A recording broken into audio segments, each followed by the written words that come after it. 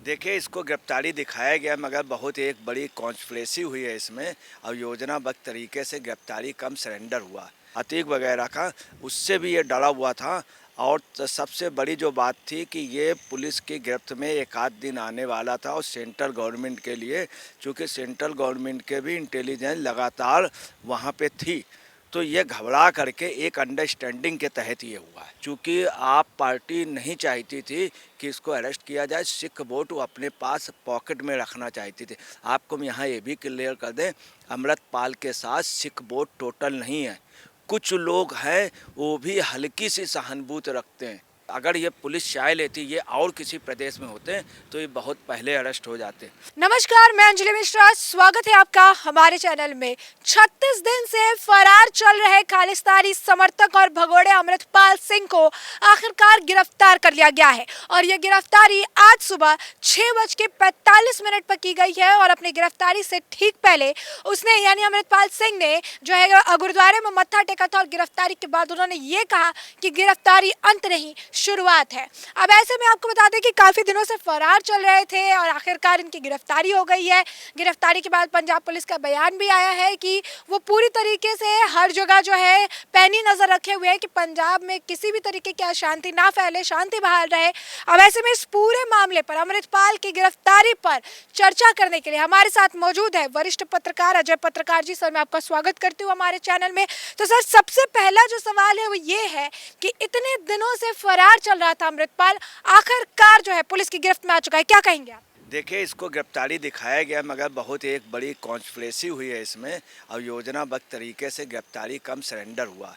अगर आदमी गिरफ्तार होता है या आपको बता दें उनके ग्रंथी ने फ़ोन किया है और ये 36 दिन तक ऐसे घूमता रहा। इसकी वाइफ को 20 अप्रैल को जाने के लिए मना कर दिया गया फ़ॉरेन पे।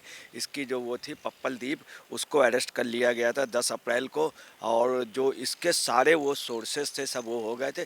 तीसरी बात, वो जान गया था कि अगर हम पंजाब से बाहर जाएंगे तो काउंटर हो जाएगा, विदेश वो भाग नहीं सकता था और ये चारों तरफ से घेर लिया गया था और ये कंफर्म हो गया था कि मोगा में ही है। तो इसके ऊपर ये जान गया तो इसने फ़ोन किया और इन लोगों से एक अंडरस्टैंडिंग हुई। उसके पहले इसने एक बयान दिया।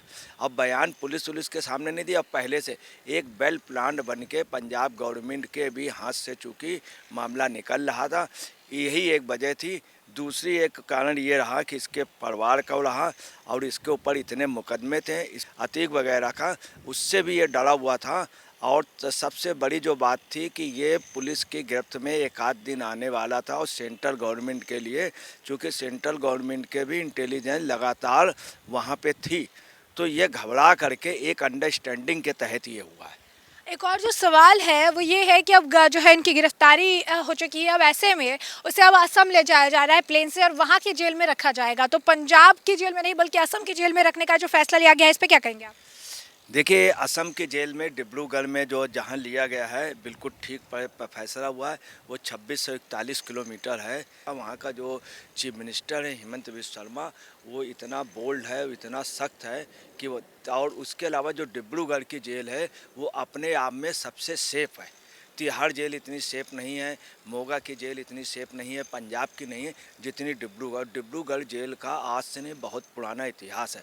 जब उसको जहाज़ में बैठा करके ले जाया जा रहा था तो उसके लोगों ने और उसमें एक रिक्वेस्ट की थी कि यूपी में कहीं ना रोका जाए और मेडिकल ना कराया जाए। ये भी उसने बात कही कि अगर उसका मेडिकल कराया जाए तो यूपी में ना कराया जाए। अब ये चीज़ कैसे सोचो, शायद अतीक वाला उससे अतीक का मेडिकल होने गया था और वो वहाँ पहुँच रहा है बहुत जल्दी। उसका मेडिकल भी वहीं पर होगा। पंजाब के सामने समस्या थी, पूरे पंजाब में अलर्ट है, पूरे दिल्ली में अलर्ट है, कहीं कोई विरोध की भावना नहीं। सबसे बड़ी जो बात रही कि जिस गांव रोड़े वाले को, जिसमें लोग कभी कभी कह देते हैं उसका नाम ये रोड़े वाला, और उसके लोग जो हैं उन्होंने कभी आतंकवादियों का साथ नहीं दिया, वहीं से आतंकवादी पनपे। मैं आपको और भी बता दूं, भिंडर वाले का सगा भतीजा अभी भी वहां रह रहा है। दूसरी आपको बता दें, एक जसवीर सिंह है जो भतीजा उनका वो रह रहा है, और लखबीर सिंह जो है वो भी रोड़े का, तो जो पाकिस्तान में रह करके सब कर रहा, इसका कनेक्शन यहीं से था। और जो ये है लखबीर सिंह रोड़े, ये जब सिद्धू वो गए थे तब भी वो पीछे बैठा था, और पाकिस्तान से जब ये वाला मामला हुआ है, ये करतारपुर वाला, उसमें भी वो था। और उसकी इसकी साठगांठ है। ये आदमी पहले ठीक था, जब से ये सऊदी अरबिया वहाँ पे गया दुबई, वहाँ से ये आ करके फिर आईएसआई के कनेक्शन में आ गया, और यहीं से। और इस गांव के कुछ लोगों का संबंध आज से नहीं, शुरू से, क्योंकि उस गांव में मैं कई बार गया हूँ। अर्जुन सिंह का जो समझौता हुआ था आचार तुलसी, उसी गांव में गए थे। उस गांव के जब लोगों से कहा था बात करा दो, तो उन्होंने समझौता कराया था। उस गांव में अच्छे लोग भी हैं। उसमें ग्रंथी ने फ़ोन किया है, सबसे बड़ी भूमिका जो ग्रंथी, और ताजुब ये है कि इस गुरुद्वारे के ग्रंथी वगैरह कभी भी आतंकवाद से संबंधित नहीं रहे। एक और जो सवाल है वो ये है कि इतना कुछ हो गया, आखिरकार गिरफ्तारी भी हो गई है, लेकिन फिर भी अमृतपाल भारत के खिलाफ, देश के खिलाफ जो है जहर उगल रहा है, और ये कह रहा है कि गिरफ्तारी अंत नहीं शुरुआत है। क्या कहेंगे आप? देखिए, मैं आपको बता रहा हूँ, वो एक्चुअली में इतना सब आनन फानन ये काम किया गया, योजना 6:45 AM पे सुबह किया गया, क्योंकि अगर ये आज रात तक ना करते तो निश्चित तौर पर ये इनको उठा लेता। दूसरे जगह की भी पुलिस पंजाब में थी, हम आपको ऑफ द रिकॉर्ड बतला दे रहे हैं।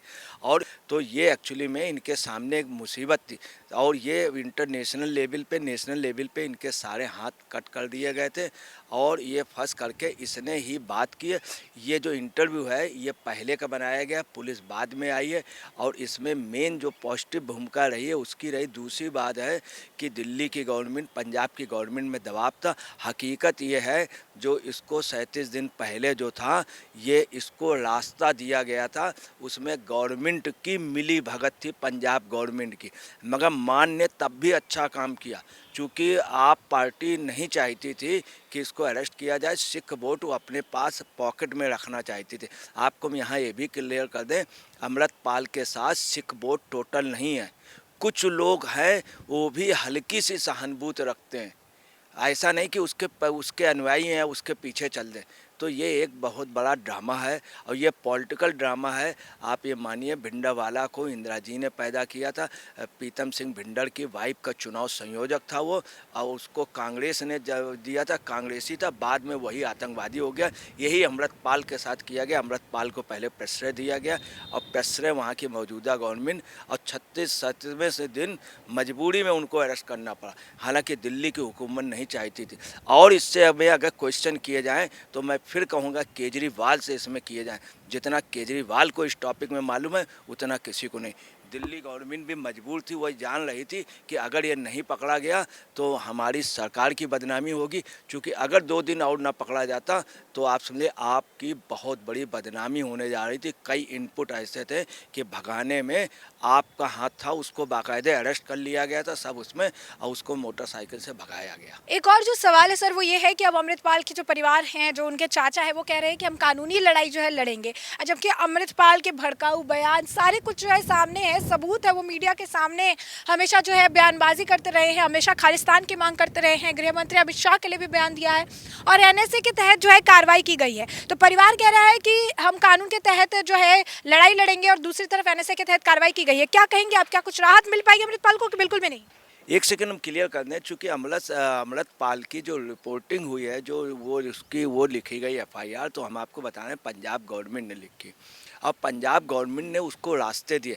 एनएसए अभी लगा है, और पंजाब गवर्नमेंट ने एनएसए में आदमी 2 साल 3 साल मैक्सिमम 3 साल तक हाई कोर्ट से स्टे हो जाता, उसमें 2 धाराएँ लगाएंगे, सिर्फ 3 केस है।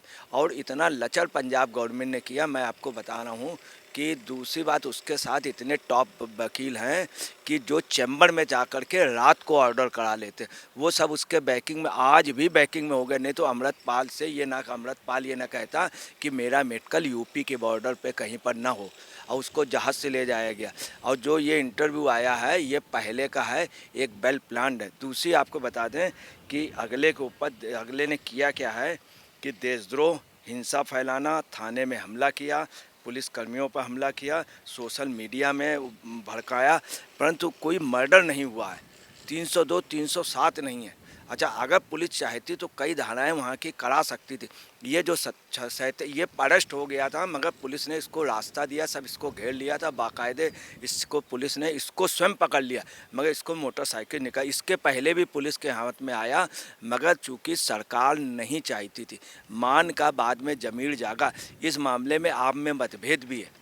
दिल्ली की आप और दिल्ली के सुप्रीमो चाहते थे कि ये सरेंडर ना करे और उसको जब भी अरेस्टिंग करें, चूँकि दिल्ली के आपका ये कहना था उनको बहुत सादर और बहुत सम्मान के साथ अरेस्ट किया जाए, वो चीज़ पालन हुई। दूसरी बात बताना है कि इनका जो है, इनका कोई ऐसा मुकदमा नहीं है इतना सीरियस। अगर ये पुलिस चाह लेती, ये और किसी प्रदेश में होते तो ये बहुत पहले अरेस्ट हो जाते।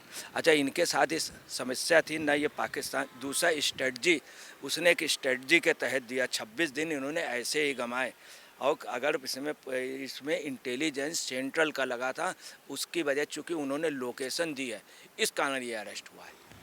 तो जैसे कि आपने अजय पत्रकार जी को सुना, उन्होंने बताया कि किस तरीके से अब अमृतपाल की गिरफ्तारी हो चुकी है। अब उन्हें असम लेके जाया जा रहा है, फ्लाइट से जो है उन्हें असम ले जाया जा रहा है। कई सारे जो है उन पर एफआईआर भी दर्ज है, काफ़ी कुछ उसके तरफ से बयानबाजी भी की गई गिरफ्तारी के बाद। अब ऐसे में ये देखना दिलचस्प होगा कि किस तरीके से अमृतपाल पर आगे जो है कार्रवाई की जाती है। जैसा कि सर ने कहा कि और अगर इस तरीके की कार्रवाई होती तो शायद अमृतपाल की गिरफ्तारी जल्दी हो जाती, लेकिन ये पंजाब था, इस वजह से उनकी गिरफ्तारी में इतना ज़्यादा जो है समय लग गया है। लेकिन अब आगे किस तरीके से कार्रवाई रहेगी उससे भी हम आपको अपडेट रखेंगे। फिलहाल के लिए चर्चा जो आपने पूरी सुनी है, और इस पर आपकी जो राय हो कमेंट सेक्शन में कमेंट करके हमें जरूर साझा करिए। धन्यवाद।